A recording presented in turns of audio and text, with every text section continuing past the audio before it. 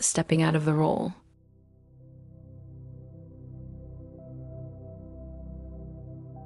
Every family has a story. Some stories are spoken, some are whispered, and some are assigned without consent, without conversation, and without truth.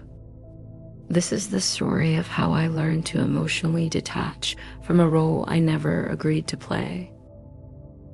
In some families, especially ones carrying unresolved trauma, someone becomes the emotional container, not because they are harmful, not because they are flawed, but because the family system needs a place to put its pain. That person becomes the problem, the cause, the bad guy. And often it's the person who feels the most, sees the most, and tries the hardest. You pause. You breathe. You speak with calm authority. I didn't choose that role, but one was assigned it. When people don't have the emotional skills to face their own pain, they simplify the story. They divide the world into good and bad. They project their shame, their confusion, their fear onto the safest person, the one who stayed, the one who cared, the one who didn't disappear. And suddenly, you are carrying emotions that were never yours. They created a narrative where I was the cause of their hurt, not because it was accurate, but because it was easier than facing their own complexity. There comes a moment when you realize, I cannot keep living inside someone else's story.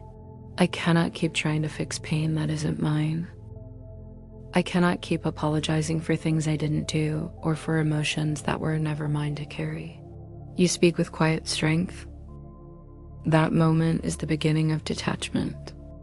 What emotional detachment really means? Detachment is not coldness. Detachment is not indifference. Detachment is not giving up on love. Detachment is clarity.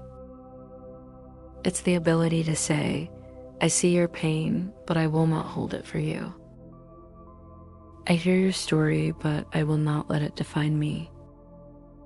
I love you, but I will not abandon myself to keep your narrative intact.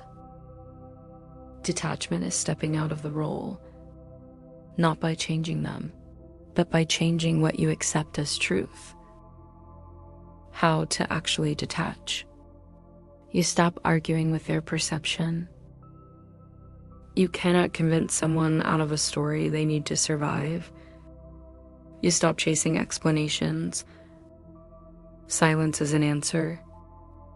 And sometimes it's the only one you will get. You stop carrying emotions that are not yours. Their shame is not your responsibility. Their confusion is not your burden. Their avoidance is not your fault. You reclaim your own narrative. You tell the truth, calmly, clearly, without attacking anyone. You speak from wisdom, not wounds. You choose self-respect over self-blame. You forgive yourself for the moments you were overwhelmed. You acknowledge the years you tried.